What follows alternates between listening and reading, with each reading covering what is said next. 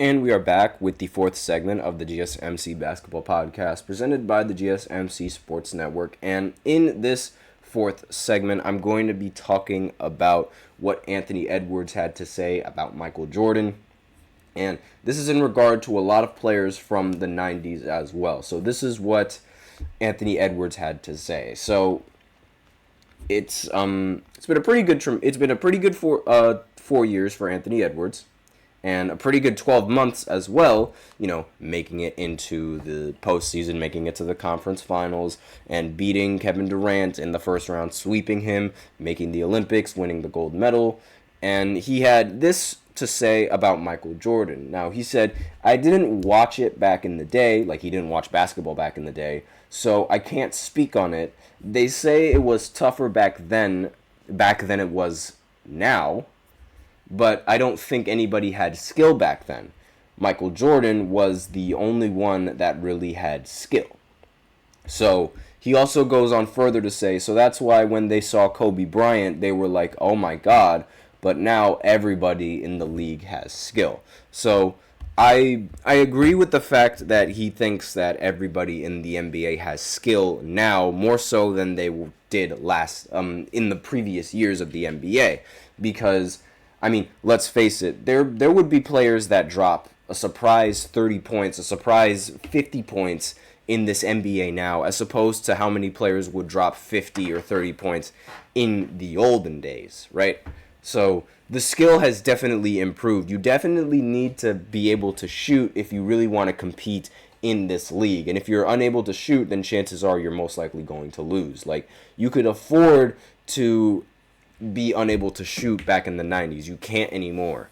But I don't really agree with the fact that he thinks that a lot of players weren't skilled back in the day, because there were a lot of players that were really skilled back then, and obviously they won't translate as well in this NBA as they would have in the previous NBA. That I do agree.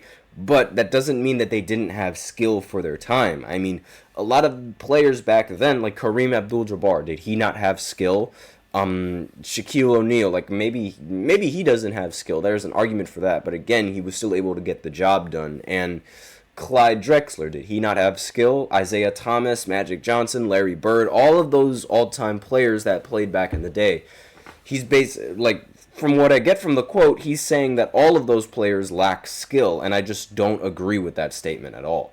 And, while I do agree that they might not be as skilled as the players that we see now, they might not be as flashy and things like that, they might not be able to do things with the ball, they're still able to get it done. And this is sort of the problem that I have with a lot of the media and a lot of younger people and a lot of people that really only like flashy things, right? They expect players to have what they call a bag. They expect players to be able to score in multiple different ways. And if you're able to do that, then you immediately are one of the best players in the league, because you can score in multiple ways.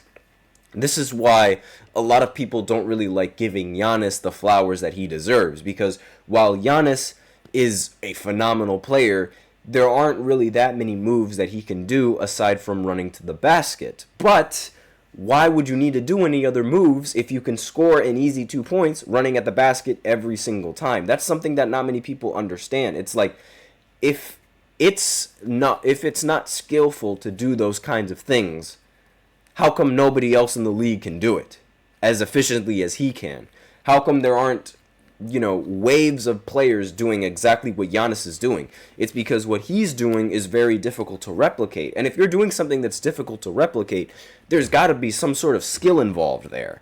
I'm sorry to say this, but it's I don't agree with the fact that players back then didn't have skill. Now, a majority of players, sure, maybe you have an argument for that, but players in general, no. That's just way too general. You're generalizing a huge crowd right there, and a lot of Hall of Famers, and I just don't agree with that at all.